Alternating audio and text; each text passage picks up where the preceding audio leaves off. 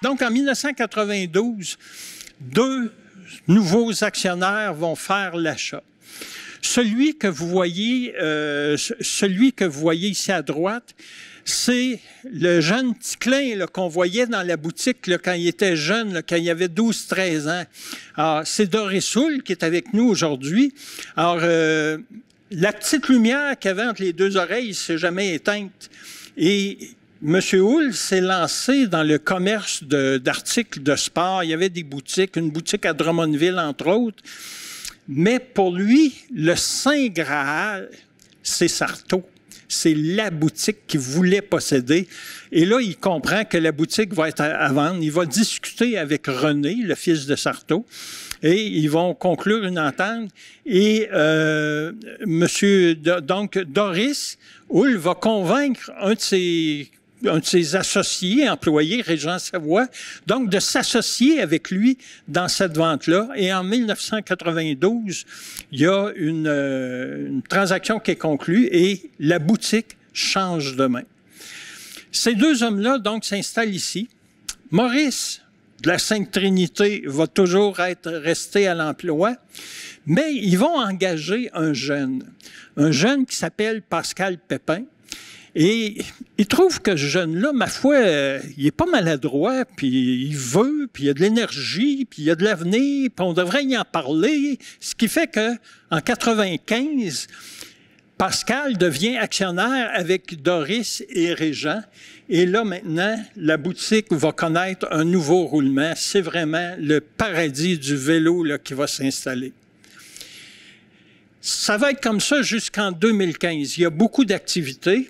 Mais comme Pascal nous le disait en début de rencontre, c'est que maintenant, il y a une association avec Renault Sport, il y a une association avec la boutique du Mont-Gleason, la boutique de sport du Mont-Gleason. Donc, à trois, on n'y arrive plus. Alors, il y a de nouveaux associés qui vont s'introduire. Alors, on parle de Olivier Turgeon, le comte. Olivier, il est où? Il est là. Pascal. Qui est toujours de la partie, Régent, Doris, et vont s'ajouter également Mathieu Roy et Yves Côté qui sont ici à l'arrière, donc qui vont être là. Alors, et là, donc il va y avoir aussi parfois des associations éphémères comme avec Christian Cormier. On voit Pascal et Régent là, qui sont tous souriants, qui regardent vers l'avenir et que, mon Dieu, qui ont le goût de quelque chose. On ne sait pas quoi, là, mais bon, on voit que... Et là, on va vendre des vélos, donc... Mais ça n'est plus... On est en 98, à envoyer des vélos pour enfants, des vélos pour adultes. Et voyez des vélos de route, de cyclotourisme. Alors, 1998, 2008, 2009. Alors, voyez ici, en 2000, alors encore là, des vélos. On voit au centre le vélo de montagne. On voit ici des vélos avec tous les accessoires. Donc, ça devient une boutique de plus en plus spécialisée. À tel point qu'à un moment donné, grâce entre autres à la boutique du Mont-Gleason, on va aller vers le sport d'hiver, donc le ski de fond, le vélo d'hiver. Et ce qui va marquer beaucoup l'époque, c'est qu'il va y avoir comme une démocratisation de la pratique du vélo, alors, avec des activités nouvelles. Alors, on parle plus ici de seulement des activités pour sportifs de haut niveau, mais vraiment d'activités populaires. Alors, à Victoriaville, on va connaître une nouvelle infrastructure. Le parc linéaire qui a quand même 77 km. Là. Ça part de Tingwick, ça va jusqu'à Lister. Et on va parler aussi du réseau de pistes cyclables qu'on va commencer à installer à Victoriaville. Alors, entre autres, là, celle qui est ici au centre-ville, qui va remplacer la voie ferrée. Des activités comme Bonjour Printemps. Alors, en 2013, on vise la barre des 4000 participants. À l'origine, Bonjour Printemps n'était fait que pour la course à pied, mais ça s'est transformé et on a transformé l'activité pour accueillir les cyclistes. Et il y a quand même des activités pour des coureurs de haut calibre et il y en a un, entre autres, qui va se démarquer et qui va être associé à la boutique Sarto. Il s'agit de Marc-André Fortier, qui va être à l'honneur et qui va connaître une carrière quand même assez fulgurante, là. On le voit ici, le premier sur le podium. On le voit très jeune en 2011. Alors, on le voit encore ici en 2012 et en 2020, où il va connaître des victoires, puis il va connaître des années assez fructueuses. Donc, il y a eu plusieurs cyclistes encore à cette époque-là qui vont marquer l'histoire de Victoriaville. En 2015, il y a une activité particulière qui s'appelle la montée Sarto. Et c'est Pascal qui va remettre les prix. On le voit ici à droite sur les photos. J'ai essayé de savoir de Pascal qu'est-ce qu'était la montée Sarto. J'ai mis une lumière de 200 watts devant, et il n'a jamais pu me le dire.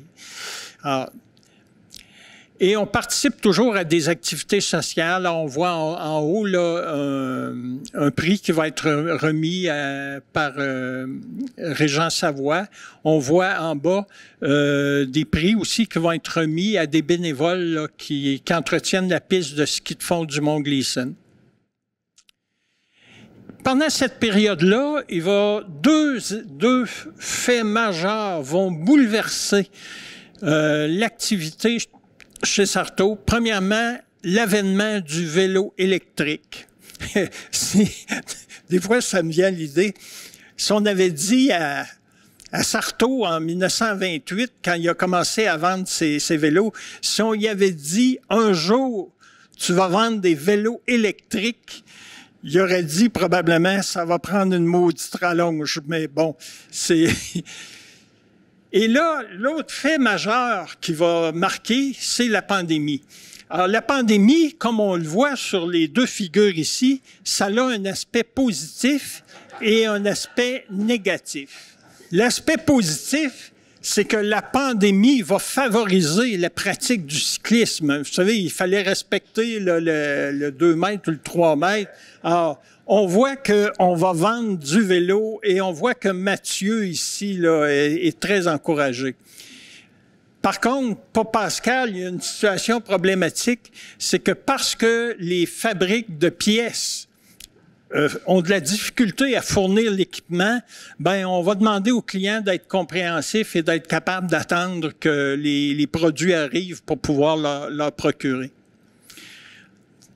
Donc, au fil du temps, Régis et Régent donc vont se retirer, vont prendre leur retraite et on se retrouve avec l'équipe d'aujourd'hui qui compte donc Olivier Turgeon, Pascal Pépin, Mathieu Roy et Yves Côté. Alors, on peut dire que c'est une boutique qui a eu tout un vécu. Alors, si on la regarde ici, vous voyez l'équipe, le magasin, qui est toujours au même endroit. C'est le même magasin au même endroit.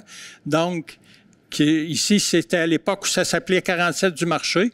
On parle ici des années 40-50. Ici, on parle des années 60. Ici, on va parler là, des années beaucoup plus récentes et finalement, la boutique telle qu'elle apparaît aujourd'hui. Alors, on peut dire que c'est donc une boutique qui a connu une très belle histoire.